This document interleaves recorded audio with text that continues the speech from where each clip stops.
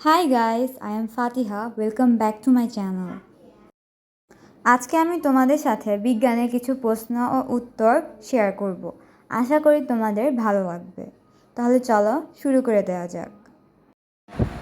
প্রশ্ন 1, জীববৈচিত্র্য বলতে কী বুঝি?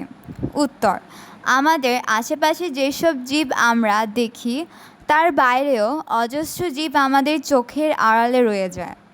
সমুদ্রের তলদেশে বাস করে এমন অনেক জীব এখনও মানুষের চেনাশোনার পরিধির বাইরে। খালি চোখে দেখা যায় না এমন একটা বিশাল রাজ্য আছে। উদ্ভিদ, প্রাণী, অণুজীব সহ সকল জীবের মধ্যেই এই বিপুল বৈচিত্র্যকে বোঝাতে জীববৈচিত্র্য শব্দটি ব্যবহৃত হয়েছে। প্রশ্ন 2, 2022 সাল পর্যন্ত কতটি জীব শনাক্ত করা হয়েছে? উত্তর, 2022 সাল পর্যন্ত 21 লক্ষেরও বেশি প্রজাতির জীব শনাক্ত করা হয়েছে। প্রশ্ন 3, 2022 সালে জীব শনাক্ত করার পর বেশি পাওয়া গেছে কোন জীব? পোকামাকড়। প্রশ্ন 4, অভিযোজন কাকে বলে? উত্তর, একটি জীব তার পরিবেশের সঙ্গে খাপ খাওয়ানোর জন্য যেসব কৌশল ও পদ্ধতি অনুসরণ করে তাকে বলা হয় অভিযোজন।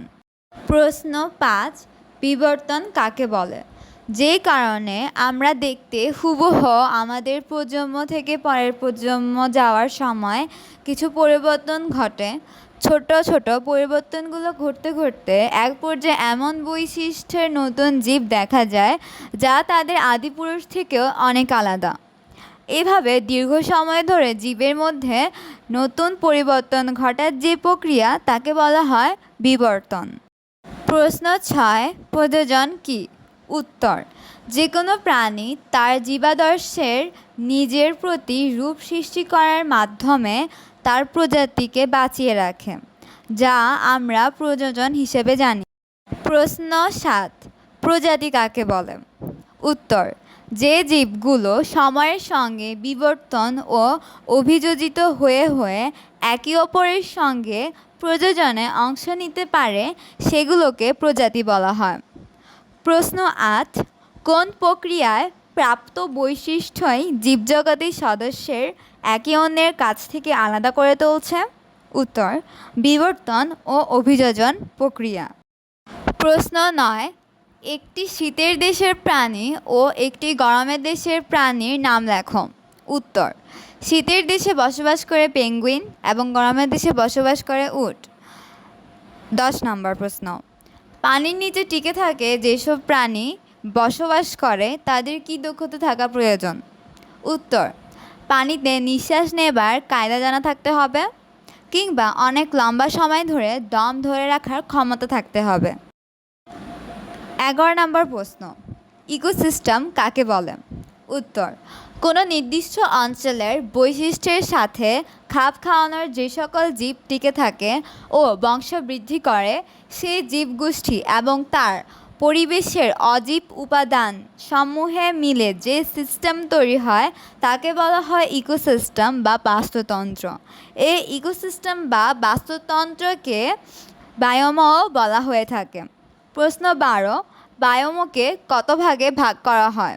উত্তর, বায়োমকে 5 ভাগে ভাগ করা হয়, যথা জলজ, তৃণভূমি, বন, মরুভূমি এবং তুন্দ্রা। প্রশ্ন 13, হটস্পটগুলোর এলাকার যোগফল পৃথিবীর মোট এলাকার কত শতাংশ? উত্তর, মাত্র 2.5% কাছাকাছি। প্রশ্ন 14, হটস্পট কাকে বলে? উত্তর, যেসব অঞ্চলে স্থানীয় প্রজাতির সংখ্যা অনেক বেশি। লক্ষ্য করলে দেখবে অঞ্চলের পরিবেশের এমন কিছু বৈশিষ্ট্য রয়েছে যা অনেক বেশি প্রজাতিকে বেঁচে থাকতে সহায়তা করে। সবচেয়ে বেশি জীব বৈচিত্র্য ধারণ করা বাস্তুতন্ত্রগুলোকে সেখানকার প্রাণী, উদ্ভিদ, অণুজীবের বৃদ্ধির সংখ্যার জন্য আদর্শ পরিবেশগত অবস্থা থাকে। এইসব এলাকা বা অবস্থাকেই বলা হয় হটস্পট। প্রশ্ন 16, পৃথিবী এখন পর্যন্ত কয়টি জীববৈচিত্র্য হটস্পট চিহ্নিত করেছে? উত্তর, পৃথিবী এখন পর্যন্ত ৩৬টি জীববৈচিত্র্য হটস্পট চিহ্নিত করতে পেরেছে। এর মধ্যে কয়েকটি হচ্ছে গালাপাগোস দ্বীপপুঞ্জ, মাদাগাস্কার, দক্ষিণ আফ্রিকা, মেক্সিকো, চিল সহ আরও অনেকগুলো অঞ্চলের বিভিন্ন অংশ। প্রশ্ন ১৭, বিষুবরেখার কাছাকাছি অঞ্চলে জীববৈচিত্র্য বেশি কেন? উত্তর, তুলনামূলক উষ্ণ ও জলবৈধতার কারণে। প্রশ্ন ১৮, জিন কাকে বলে? উত্তর, যেই কোষের যেই অংশ জীবের সকল বৈশিষ্ট্যের বংশ পরম্পরায় বয়ে নিয়ে যায় তাকে বলা হয় জিন। প্রশ্ন ১৭, জীবকোষের কোথায় জিন থাকে? উত্তর, নিউক্লিয়াসের ভেতরে থাকে। প্রশ্ন ১৮, প্রজাতিদের কতটি জিন আছে? উত্তর, প্রায় ৪ লক্ষ। প্রশ্ন ১৯, মানুষের জিনের সংখ্যা কত? উত্তর, প্রায় ২৫,০০০। প্রশ্ন ২০, কোন ভূমির অংশ হিসাবে জীববৈচিত্র্যের এক অপূর্ব লীলাভূমি বাংলাদেশ? উত্তর, সিন্ধু গঙ্গা সমতল ভূমির অংশ হিসেবে। প্রশ্ন ২১, স্নিগ্ধ গঙ্গা সমতল ভূমির বৈশিষ্ট্য দাও। এই প্রশ্নটি আমি এখানে উল্লেখ করতে ভুলে গিয়েছি, তোমরা লিখে নেবে। উত্তর, স্নিগ্ধ গঙ্গা সমতল ভূমি হলো একটি উর্বর সমভূমি অঞ্চল যা পাকিস্তানের একটি অংশ, উত্তর ও পূর্ব ভারতের অধিকাংশ এবং প্রায় সম্পূর্ণ বাংলাদেশ জুড়ে অবস্থিত। অঞ্চলটির মধ্যে দিয়ে প্রবাহিত স্নিগ্ধ নদ ও গঙ্গা নদীর নামে এই অঞ্চলটির নামকরণ করা হয়েছে। প্রশ্ন ২২, বাংলাদেশে কত উদ্ভিদ প্রজাতির সন্ধান পাওয়া গেছে? উত্তর, ৬,০০০-এরও বেশি। প্রশ্ন ২৩, বাংলাদেশে কত প্রজাতির মেরুদণ্ড প্রাণী শনাক্ত করা হয়েছে? উত্তর, ১৬,০০০ প্রজাতি। প্রশ্ন ২৪, বাংলাদেশের বিভিন্ন বাস্তুতন্ত্রকে বৈশিষ্ট্য অনুযায়ী কত ভাগে ভাগ করা হয়েছে? ৫ ভাগে ভাগ করা হয়েছে, যথা উপকূলীয় এবং সামুদ্রিক বাস্তুতন্ত্র, মিঠা পানির বাস্তুতন্ত্র, স্থলজ বন বাস্তুতন্ত্র, পাহাড়ি বাস্তুতন্ত্র এবং মানবসৃষ্ট বাস্তুতন্ত্র। প্রশ্ন ২৫, প্রাণী ও জীবজগতের অভ্যুদয়ের মূল কারণ কী?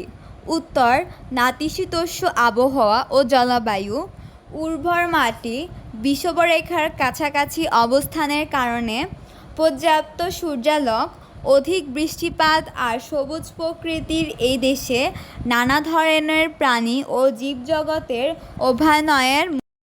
প্রশ্ন ২৬, IUCN এর পূর্ণরূপ কী? উত্তর, IUCN এর পূর্ণরূপ হল international union for conservation of nature. প্রশ্ন ২৭, বাংলাদেশে কত শতাংশ জীববৈচিত্র্য বিলুপ্তির ঝুঁকিতে রয়েছে? উত্তর, ১/৪ জীববৈচিত্র্য বিলুপ্তির ঝুঁকিতে রয়েছে। প্রশ্ন ২৮, কি জীবের নিরাপদ আবাসস্থল ধ্বংস হচ্ছে?